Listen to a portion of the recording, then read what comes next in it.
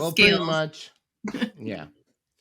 And so, pretty much what happened was I've been a little bit sick. And so I took a cough drop yesterday and I was coughing with the cough drop in my throat. Uh-oh. I went to the bathroom and I choked on it. I was like, and I Oh couldn't no, breathe. that's not good. It's not okay. And then I couldn't breathe. I fell to the ground and that was not No, okay. Yeah. And that's. I hurt my back and I hit my head. Now, these But you're still things, here. You're on the podcast, I'm on and the and podcast. I somehow you returned. you you're back. I'm grateful Rejuvenated. for the lovely Mary, my girlfriend, who was able to help take care of me and bring me back to life and save my life. Oh And my What a so goodness. I'm champion. grateful for her. Yes, exactly. So were But we anyway, talking full-fledged Heimlich maneuver going on? oh no, I'm not totally sure what happened. I just literally turned off and turned back on the ground, Oh and I was like, no. what's going on here? Oh my Damn, goodness. bro. I'm Careful. sorry to hear Yeah. that. Yeah, no, it's okay. I've learned my lesson, and I developed a new gratitude for life. Well, that's Hmm. good. All these things that come and go, all these BS problems, that come my way. I've come to realize that they're not they're nothing, really. All the Mhm. anxieties I have, all the worries I have, they're nothing in consideration that I am going to die one day. And so why am I worried about being preoccupied about any little thing when it's all going to go? The problems, the good things, the bad things, it's all going to go. That's true. Yeah, That's that true. is true. Yeah. Hmm. Life So I've is very decided cyclical. Yeah. life is cyclical for sure. And Mhm. that's why I was excited for this podcast, Dr. Mao. And thank you so Aw, much for coming on. And thank I you want to for hear having me. more of your insight Sure. on Yeah. my story. Well, I mean, life, gratitude, you hit on some really big elements there. Gratitude is something that I personally and professionally follow and encourage on a regular basis because I do think we end up spending too much time getting caught up in the, minutia of life.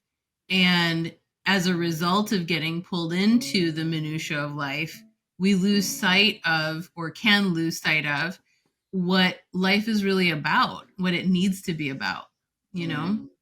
Yeah. I was actually having this conversation with my kids the other day, yesterday, actually, and we were talking about schoolwork. We homeschool our children. I have 4 kids and we homeschool them. Oh And, wow. sometimes, of course, regular, kid argument is always going to be, why do I have to do all this work? What's all the homework about? Et cetera, et cetera. And we explain to them, of course, it's to build on intelligence and what have you, but it's really so that you can gain more insight as to how the world works and to be able to understand and perceive it the way you want to and need to. And part of the reason why we homeschool is so that we can engage in not only the discussions, but the moments in between all this stuff we've got to do to be able to enjoy life to its fullest. So, Mm. so I live by that. I try to live by that. And we try to reinforce that in our family. And certainly, when I work with clients, that's also what I try to reinforce. That's interesting. Like Yeah. you are trying to teach the gratitude to your kids in the homeschooling Mhm. system that you're applying on them. Yes. And to be honest, I do see maybe I remember back in school, maybe I was a bit less gracious than I am now. Or Hmm. is that the word? Gratuitous? Gracious. Yeah. Great Gracious. gratitude. Okay, Having let's stick less with that. gratitude. Uh huh. Yeah. I don't think the school system actually teaches you to be grat. You know what I'm trying to Grateful. say. Grateful. Grateful. Yes, there we Yeah. go. Yeah. Yes. I don't think school does that. I don't I can't speak to every school district, Yeah. and Hmm. every approach. Um, but I don't think it's something that is emphasized enough. And certainly, the practice of gratitude can be done in so many different ways. So, like what that looks like and how that looks for you as a person. And certainly we encourage this, like if I say, okay, write in a gratitude journal, that might work for one person, but for another person, they may be like, I really do not want to write at all. Okay, so that's not a problem. What does gratitude look like for you? How do you want to express it? How do you want to interpret it? Maybe it's meditation for you, and you think about the things that are, you are grateful for during your meditative practice, or during prayer, or during your walk every day. Like, what does it look like for you, and what sticks with you? That's what you want to use on a daily basis and keep in your pocket or in your toolbox of, coping mechanisms, to be able to get through the day and to also just love life, Whoa. All right. I mean, it's definitely something you need in your daily life. Mhm. It does make a difference on Yeah. your Yeah. mental well-being and the way you just interact with others. Hmm. Hollywood, what do you think? About gratitude, Yeah. I'm grateful for many things. I'm grateful for this podcast. I'm grateful for Mm. Dr. Mala being on. I'm grateful for the wheel. And that's Tell me why about we the go to the wheel. wheel. We are Yeah. grateful for the wheel that we have just created, Dr. Mala, and Huh. we are just so happy about it. It's our latest invention for the podcast, and Okay. you're one of the first to try it out. So Ooh, Ali, this is exciting. Okay. show us Tell your me about the wheel. gratitude, All right. graciousness, enormousness. Beautiful wheel. Yeah. Beautiful wheel. Made by. Let's spin it. The frog. What is it? Let's Frog. talk about. So we got a frog. A frog. Got a- Okay. The frog is basically we're gonna discuss your career now, Dr. Mala. We are Okay. gonna ask you questions a bit more about, you know, your part, the Okay. part that you contribute to society. What's it? Yeah, what's it like to have a career as a mental health practitioner? Hmm. Um, how do you build a career in this field? What's the difference between doing it as a passion and doing it as a career? Oh gosh. Okay. That's a great question. Also a loaded Hmm. one. So let's start with what I do. I have a lot of different things that I do. I'm a psychologist by trade. I provided psychological services for the better part of 18 to 20 years. And I realized really quickly that I had a passion for program development and really trying to impact communities through administrative work. So I Mm. switched a little bit and focused less on treatment and did more of the administrative stuff. And that involved building programs and programs that would be applicable to masses. So that's why I had my time with the military. I was with them for 5 years, where I worked with them and did a lot of program development. And I worked with the TBI populations, and I did a lot of program development there. And just have always integrated that in to my career in some way, shape, or form. Simultaneous to that, I've also been a professor building programs for universities and schools and Hmm. educational programs that could be applied even in school districts as well for clinical access to care. So I love being able to um, work with different communities to sift out, what the needs are, to be able to provide them with that access to care. And that's what my program development has focused on. So I love teaching. I love providing mental health support and care. Mm-hmm. I do a Hmm. lot of coaching and consultative work as well. And I do a lot of content development as well, Yeah. and making sure that we're providing unbiased and educational resources for the public, and that's a big passion of mine too. So again, it's really looking at how to make impact not just for one person, but also for communities at large, and I that's what I've see. focused So on. how did you get to that point? I mean, you don't imagine all this, I bet, when you're first starting out, right? I mean, none of this Right. was the internet wasn't even there, Yeah. 20 years ago or so, Yeah. Yeah. so it's Yeah. like, how did you get into this Get there. field? Yeah. Mm-hmm. Yeah. Well, originally, I started off wanting to be a doctor, MD doctor. And I was in an accelerated program that would have had me graduate really quick, but I hit a wall really fast because when we were doing our research in the hospital system and what have you, like then we were living in a culture where the emphasis was get in, talk to the patient for a few minutes and get out. You can't just sit down and talk to them, right? So they kept picking on me for spending more time talking to my patients, right? Talking to the Hmm. patients that we were working with. And I just wasn't feeling fulfilled doing that. I wanted more, and I wanted to really just learn about and connect with the person to be able to work with them and heal them and, help them with treatment planning. And so I felt lost for a minute because, I'd spent the majority of my life wanting to be a doctor. And when the reality of what was being trained at the time for us was very stark and it just it wasn't working. So I felt lost. Then I happened upon a biopsychology class and I was absolutely overjoyed. So biopsychology is the study of how your mind, body, and essentially your spirit ends up getting affected by each other, right? Mm. And so you were learning about the biological systems in you, in people, and how that was connected to your mind. And I was like totally enthralled, totally engaged, um, very inspired by the science. And that very quickly led me to switching my career path and my academic career as well to focusing on psychology. So Wow.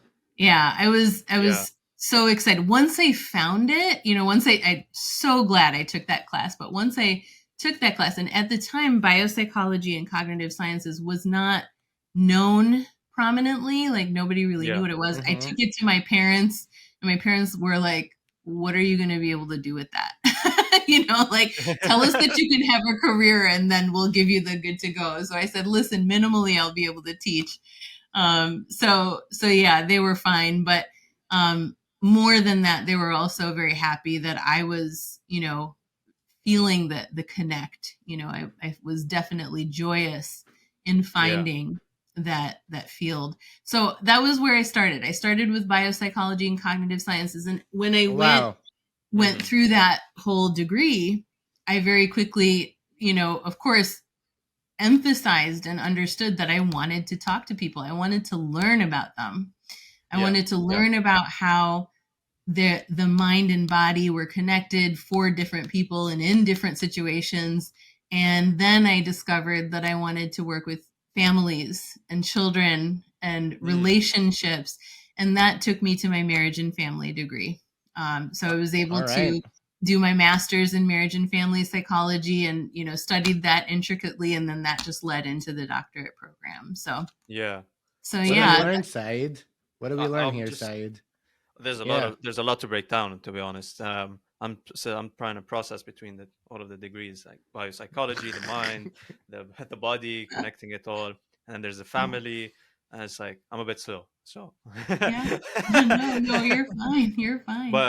but I'm curious about two aspects. It's like Yeah.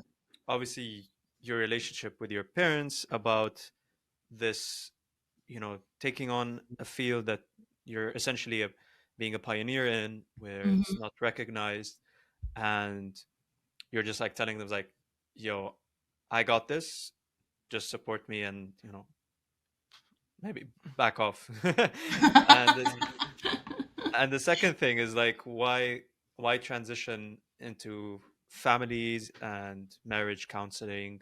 Like, what took you there? Yeah, Where, yeah, for sure. what was the Sure. aspect? Yeah. So yeah, I mean, I'm Asian in background, and so, there's a stereotype, of course. Our parents typically want us to go into something science based so that we can be secure in our career and, just be successful and financially secure. 100%. Um, so the idea of switching, of course, from a medical program to something that was more, and at the time, biopsychology and cognitive sciences was under like LSA program, so liberal science and arts program. It wasn't fully in science alone.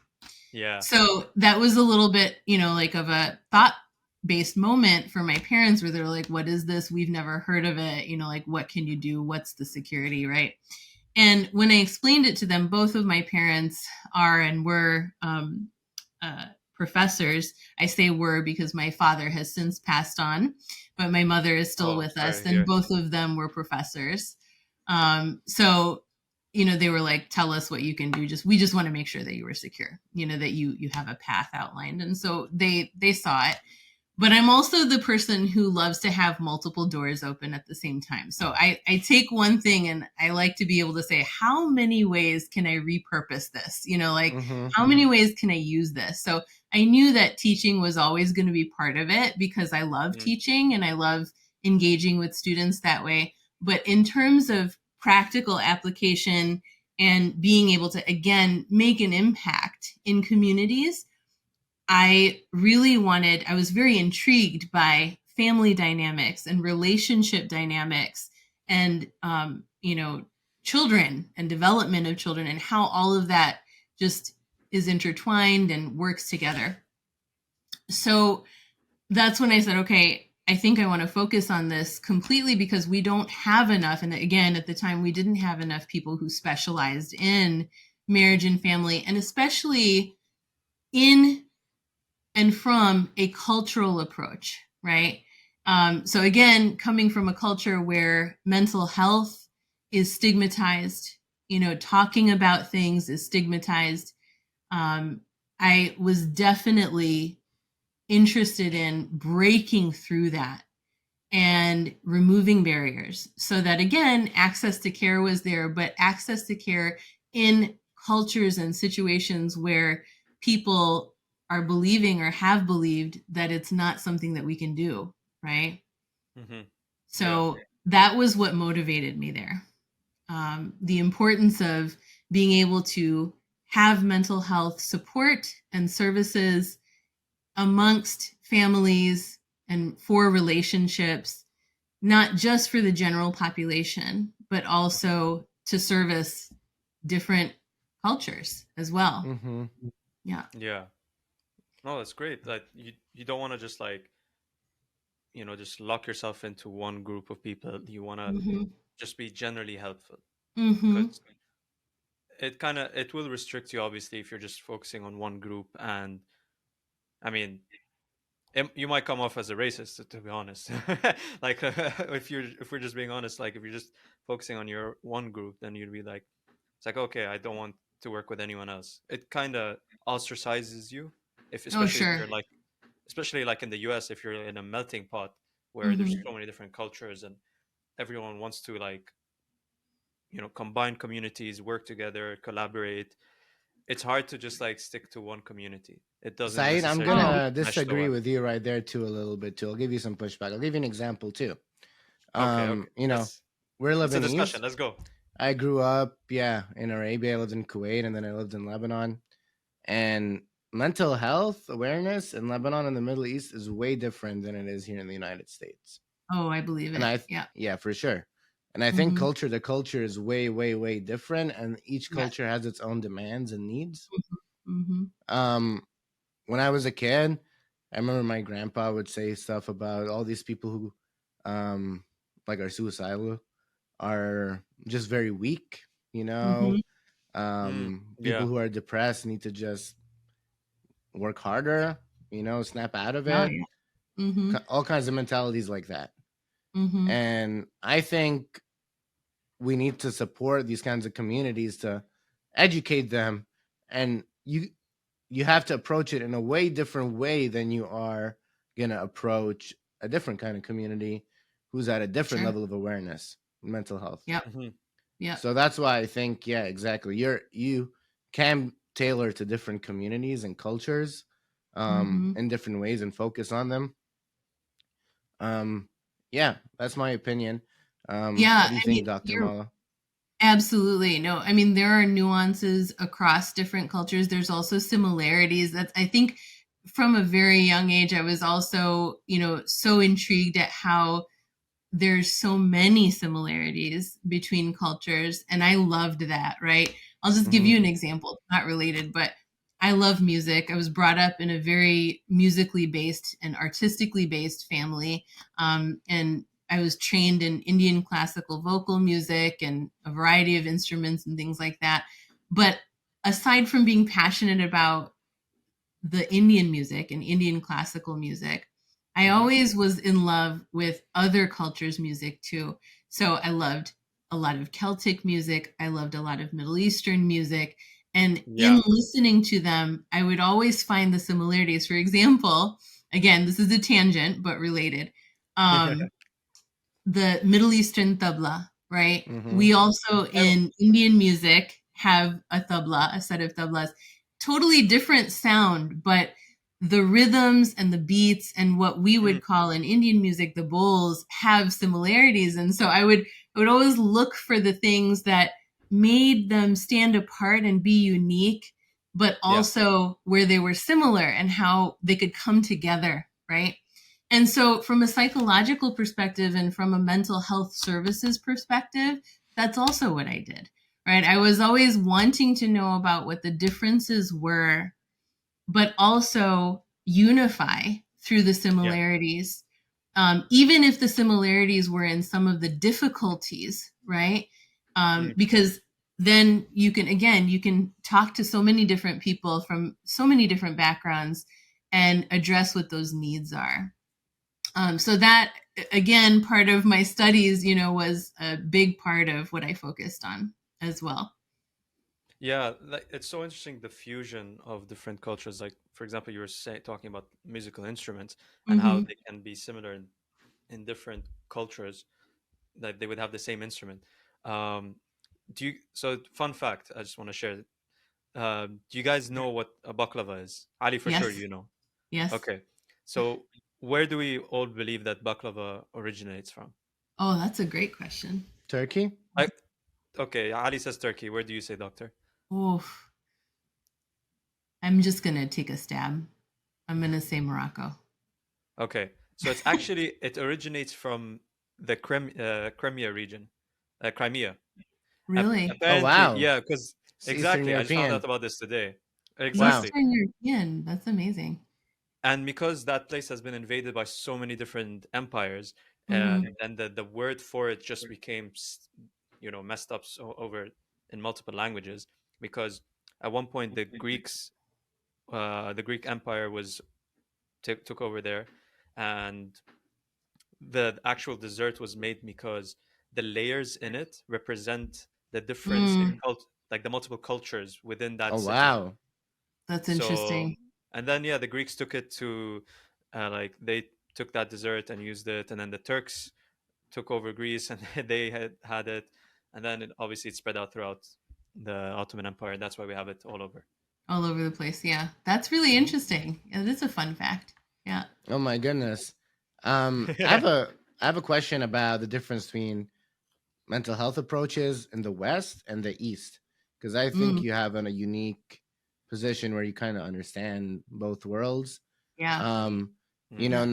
nowadays everyone's encouraging us to meditate and do yoga and such, but Hmm. I feel like people tell us to do it using apps and using Western techniques. You know what I mean? Yeah, exactly. But Hmm. I don't know. What's the difference between the Western approach to mental health versus the Eastern approach?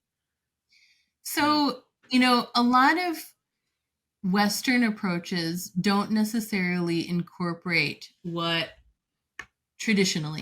we would talk about as holistic Hmm. approaches to recovery. Okay. Hmm. So things that you listed, like yoga, meditation, Ayurveda, like all of Hmm. that falls into more holistic approaches to Yeah. treatment.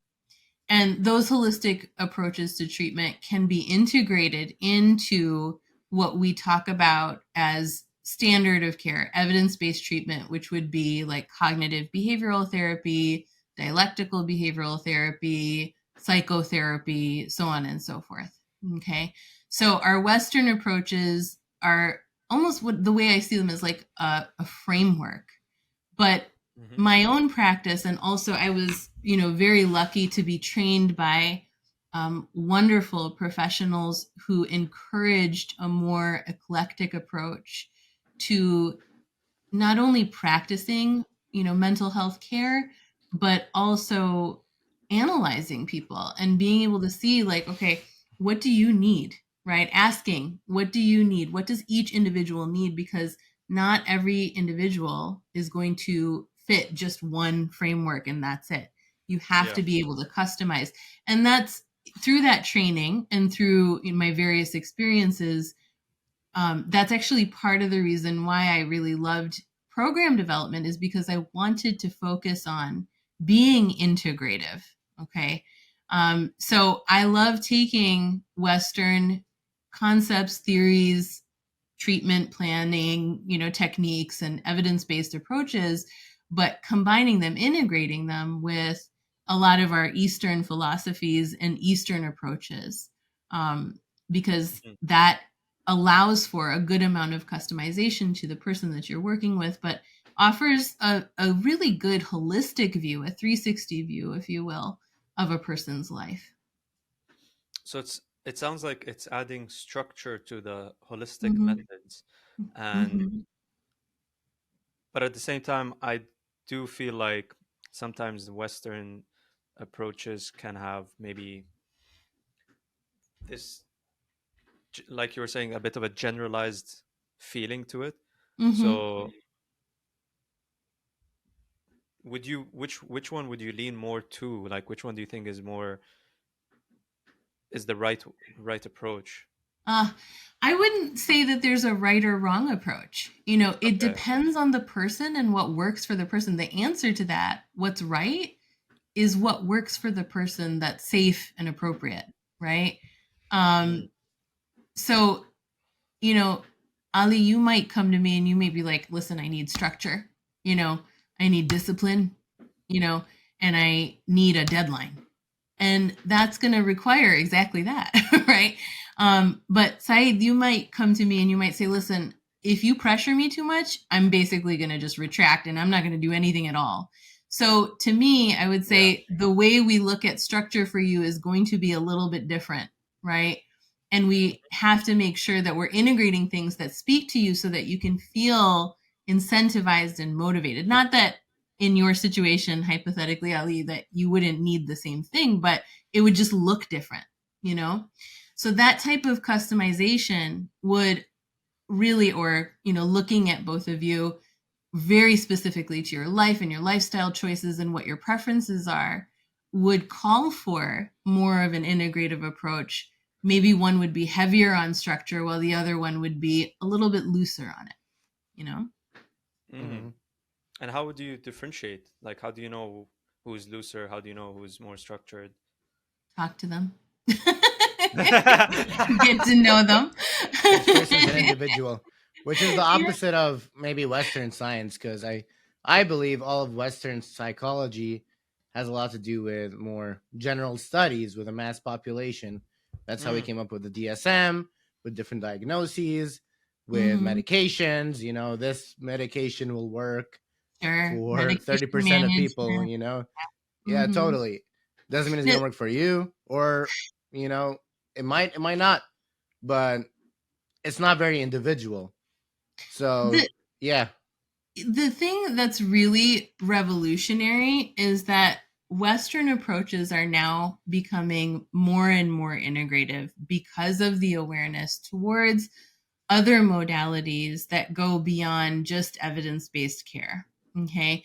And the good news about that also is that we've got a lot of research coming out that is talking about how effective that is, and definitely focuses on that, the efficacy of integrative approaches, but really are focusing more and more towards allowing the mind and body to utilize its innate qualities to be able to heal. It's just needing some support and encouragement whether that's through a combination of medication-based approaches and therapy or not, right? Maybe it's one or the other, is going to be dependent on the individual, but we're talking about it more for sure. There's a lot of research that's happening for sure. And there's a lot more awareness and use of those integrative practices, which is why I have to say now we're living in a time where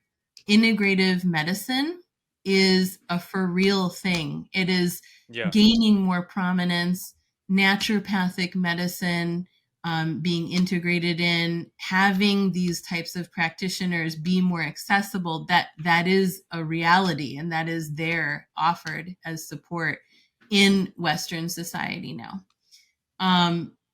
I would love it if insurances would, cover those costs. Yes, exactly. Like, that would be phenomenal, but that's Definitely. tricky. Yeah. It's tricky. And I know so many different integrative, MDs and providers that are top notch, but, like, again, the insurance support isn't there. So it's still considered a luxury, almost like an amenity based service that you would have to get. So that's where I think the awareness needs to go. We know it, like Western society knows it. They get it. We've got research to support how effective it can be. Now it's just a matter of catching up to it being covered where there's the support for it. Awesome. Love it. Yeah, that's great. Said, Ali, I think you think it's we time. should take it back? Let's go. We're on the same Let's make the roll. wavelength. Make the wheels roll. shall roll. I love this meeting. Alrighty. What do we got? Back to the frog. Did we do that? No. already? Roll again, bro. Spin Roll again. Roll again. We need the lion. the lion. What's that one, Said? That's personal development. Let's talk Come about on. personal development I like Let's it. hit on because that. we need it. Yeah. Honestly. All right, let's talk 100%. about it. Everybody What does. do you do outside of your career Ugh. to help you become a better person, and that seeps you back into your career? Oh, Does sure. that make sense? Yeah, Great exactly. question. I love it. Mm-hmm. So prior to settling down, getting married, having children, all that stuff, I was, like I mentioned, a vocalist and passionate about music. I also danced. I was classically trained in Indian classical dances as well. Oh, nice. That passion led me to diversifying my dance career as well. And I started to study and practice ballroom dancing, Afro-Cuban salsa, and Argentine tango. All right. And then I also started practicing martial arts, which is how I met my husband. Oh, wow. Yeah. Yeah. Which one did you guys do? So I'm going to segue a little bit and brag about him. He is actually black belted in over 16 different martial arts. Wow. He has the equivalent of a doctorate in martial arts. I'm not saying that just because he's my husband. This is for real. Like, he is very, very educated. And so he's a fitness and wellness person, expert and martial artist. And so I met him because both of us were, I was interested in martial arts, first of all. Secondly, both of us were in the same dance community, in the salsa community. And that's how we ended up meeting, and we just, hit it off. But what I loved about him was that he was also very diversified. So to answer your question, I'll just name a few because I said 16, but primarily he likes to do Brazilian Jiu-Jitsu, Muay Thai, Filipino martial arts, Gung Fu, Pikiti Tirsha, the whole thing. So there's like a whole list of things that he does do. MMA training and fighting. He holds a belt. He's very, very proficient. Yeah. So wait, does he have a license for his fists? Because I know at a certain level. No, you should have one though. Go to the DMV. Yeah, register yourself. I've heard something about that in the US. I don't know if it's true or not. No, he's never done that. Although he should insure. I'm sure. Yeah. But yeah. So that's how we met. We practiced. Once we met, then we were doing ballroom dance together, Afro-Cuban salsa and Argentine tango together.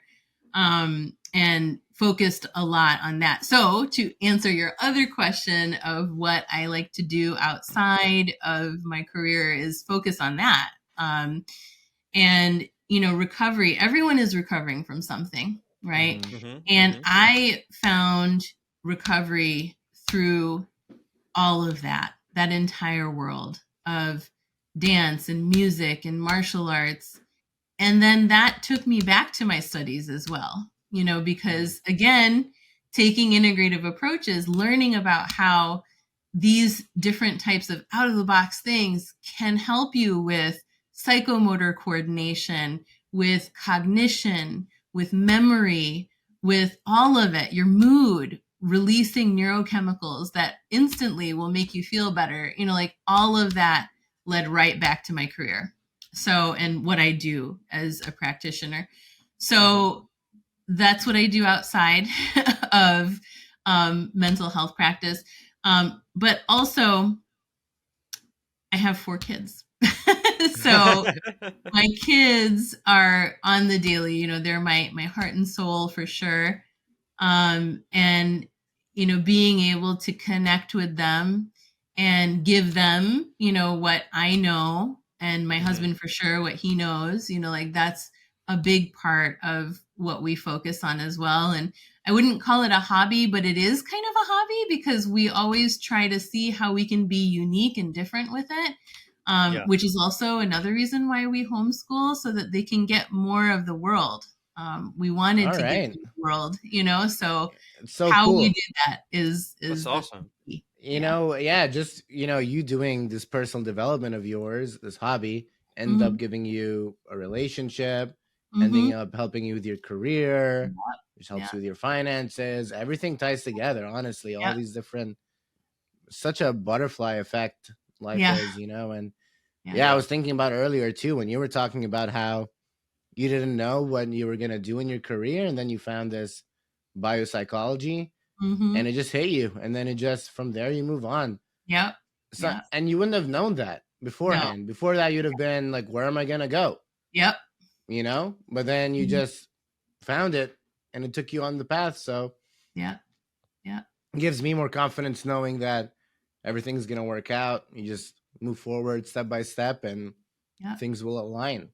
Mm-hmm. You've Small got to improvements. breathe. You've got to breathe. Yeah. I mean, stuff is always going to happen. Hurdles will be there, but wins will also be there. And so when you hit that hurdle, it's so important to take a moment and breathe. One of my sayings is, in the crescendo of life's demands, your breath is the decrescendo that brings you back to harmony and brings you back to yourself. So let yourself breathe, let yourself be connected and listen to what's going on around you and in your mind and in your heart. And it will take you on a healing path if you so choose. Oh wow. Oof. Okay, wait. Now, first of all, I need to breathe. Yeah. All right. Uh, and second of all, staying on the topic of personal development, I want to Hmm. ask you a question, not related to you though, related to your Hmm. kids. Yeah. Not in a not in a weird way. Anyway, um, so being homeschooled, how does this influence their personal development? Yeah. Because Hmm. like it's definitely different for someone who's homeschooled and someone who's in regular school. Hmm. So regular school, I don't know how it is in London because I'm not familiar with the system there, but in Hmm. our system, it's a basic like 8 to 3, like 7 to 2 type of a Mm-hmm. schedule. Yeah. And, they're given basic curriculum that they need to follow through and finish to be able to pass, whatever grade, and all of that. So all of that's maintained in homeschooling. Okay. The difference is that we get to, here's the key word, integrate um, all of the other things, from Mm, mindfulness yeah. based practices to language, culture, to martial arts, to dance, and have that be part of their education from an early age. Where, as arguably, in a regular or more traditional school setting, there may not be the time for that. Now, I'm not going to knock the public school system or the school system because they do offer, sports and music and things like that. I think we can But knock on them. That's fine. Yeah. That's all right. but we wanted to give it to them in a very specific and focused way. 100%. You Like know, the and holistic approach you were talking about earlier. exactly. And also reinforcing what our standards and our values are as a family unit and preserving that, I think, is so important that very easily gets diffused when kids are in the public school systems and, there's a lot of just everything going on. So we wanted to be able to give them that. That's amazing that you guys are able to do that, and especially the integration part. I mean, you definitely obviously will understand your kids more than the school system because, like we said, Western Eastern approach, the school system is just basically aggregating it for the average kid, and then it's like, yeah, let's see what happens. But how in homeschooling, how do you separate, like, okay, now we're in school mode, now we're not in school mode? Yeah. Because like, yeah.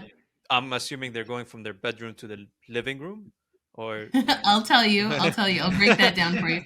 So the answer to that in our family is that there's never not a learning moment. Every moment is a learning moment. Every moment can be tied back into school, into curriculum.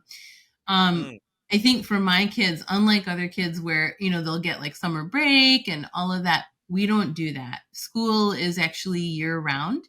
And they do get breaks. We take vacations or, like if we have long weekends, things like that, those kinds of things definitely happen and they get, their relaxation time and breaks and all that. But school is year round. And their understanding of the discipline that's necessary for that always needs refinement because they're kids, but they have grown up learning that learning is a constant, right? And I love that because now, especially as they get older, so my older ones for sure are getting this, and you see this more, they just soak it up, and they want more. Of course they want their breaks, but in between all of it, they do want more. They want to sit, they want to talk, they want to learn, they want to hear the stories, they want to take it all in. So that's the difference, I would say. Now, how it looks in our day, can vary. So traditionally, they'll wake up, they'll do their morning routine, and that'll be structured, and they'll go downstairs, and it'll be school time until it's time for martial arts and other items that they may be interested in, or sessions that they're interested in. I'm so thankful also because my mother and my sister give them lessons in language and music and piano. So they get to see their family members, even though they're not here, like with us, they do it virtually. And so that rounds it out, but also reinforces the relationship that they have with them on a regular basis while they're learning from other people, so basically it's school time for the majority of the daytime. And then once the afternoon and evening hits, that's when we get into more of the recreational components. And then if anything is left over, they do homework or complete items or prepare for exams, things like that at the latter portion of the day. Yeah. That's amazing. I mean, it's like the full system, but at the same time, more loose. Exactly. Yeah, that's great. It gives them the breathing room. And so, for example, like if we have a night that might be a little bit later, because we had dinner late or something, that's okay. They can sleep in a little bit the next day. And that's not a problem, because they'll still do what they have to do. Yeah. Yeah. Ali, shall we make another roll? What do you think? I love hearing about, the homeschooling system, but I will take it one more time, the last time to the wheel. Sure. Let's do it. That was a good sound. Dinosaur. What's that one say? Dinosaur. Dinosaur. What does the dinosaur that mean? That is free time. Ooh. That's to be honest, I think that ties into what we were already speaking about. So Ali, you can take it from there, man. What free time? No, well, I mean, what do you do for leisure? It seems like you're very busy and Yeah. you're always doing things and doing activities. And how do you get to, just take a Yeah. break from it? Because you need a break, Oh, for sure. don't For you? sure. Oh, For like a Oh, can I balance, for the work can I life also add 100%. balance. the Yeah. follow-up question from that? It's like, so obviously for you, and since we were talking about the homeschooling thing, how does the balance apply on the kids as well? Oh, 100%. So we do a lot as a family, of course. Hmm. Being in Orlando has its perks. we have Yeah. we have Disney World, we have Universal Studios, we have the beaches, and sunshine. So, Yeah. there's a lot of opportunity for the kids to just go out and play, like for them. And they have friends that they play with and so on and so forth. So that's their free time. That's their downtime. We go to the parks together for sure. That's a lot of fun. And that's our let loose time, Mm, as a family, and they build on memories for that, for sure at the parks. And then whenever we go to a beach or on vacation, things like that, like those types of excursions are always, what we take a lot of comfort in. mm-hmm. And before the pandemic, my husband and I, sorry about that. My husband No, and it's I okay. did a lot of traveling. And we took the kids everywhere with us. And everyone would always say, like, oh my gosh, how do you travel with your kids? That's crazy, like la la la. And I'm like, we want to do this with them early so that they learn how to be adaptable and that they learn that it's fun, and it doesn't have to be Mm-hmm. stressful and things like that. So we always traveled. Then the pandemic kind of was a hurdle, of course, with Hmm. traveling. And now that, things have of course lifted, and it's a little different, but it's still doable. So now we're getting back to that. Mm-hmm. And they love it. They just, again, even in leisure there is something to be learned, and they soak that up as well. Yeah. And it's just amazing to see. So our free time is usually spent just chilling, watching movies, going to the parks, eating a good meal together. That's something that we also cherish very deeply, is cooking and eating good foods and Mm. diverse foods, and then traveling. Yeah. That sounds very wholesome, to be honest. Mm-hmm. Especially the Mm-hmm. cooking We part. try. Like, yeah, it's like all of you guys just like, I can imagine it's like the whole family just in the kitchen doing, Yes. everyone has this little role. And then for some Quite. reason, your husband is probably chopping things with his feet because he's just he just too stand up. Like, Not with his feet. I wouldn't let that happen for sanitary purposes. Yeah, no. he's just like walking on his hands, and like everyone else is like, "What is going on, Dad? Why? What are you doing?" What are you doing? Yeah, no. No, he's great. He's very sanitary. He knows my sanitary preferences, which is great, but he does chop my vegetables for me. So yeah. Is he using his Okay. hands or is he using a knife? Like He's which? using a knife. He's using a knife. Okay, He's okay. using- Sticking to the Yeah. proper kitchen standards, yes. Yes, yes, yeah. So Yeah. Well said. obviously, when the leisure time we were talking about, you refer to a lot about like spending time with the kids. Hmm. Is there ever time where you just want to spend by yourself? Because Yeah, we didn't yeah. really approach that Talk part. about that. Yeah, no, thanks for asking. My time for myself is usually fitness based. So Mm, it's meditation, it's working out, it's I train with my husband still, so I train with him, and then whatever I have to do to practice, whatever I'm training is also my own solitary time. And I okay. also love reading and learning. And that ties back into work. A lot of people might see that as work, but I very quickly found out and discovered that reading for leisure means reading something relevant to my field. That gives me a lot of joy. Yeah. So I love reading anything, like anything that's coming out when I have the time, that's Mm, related to mental health and wellness and holistic well-being and integrative care. So yeah, so that's what I like to do for myself. And even if it's, 5 minutes a day or 10 minutes a day, or optimally, like if I'm working out and doing my whole routine for me, it'll be about 1 hour, 2 hours, like Mhm. that's a good day, where I really concertedly have that time for myself. And it's so rejuvenating. So yeah, but Yeah. I always say, if you don't have the hour, if you don't have 30 minutes, it's okay. Take 5, because every little bit counts and makes a Mhm. difference. So I'll always get something in no matter what. And don't forget to breathe as well.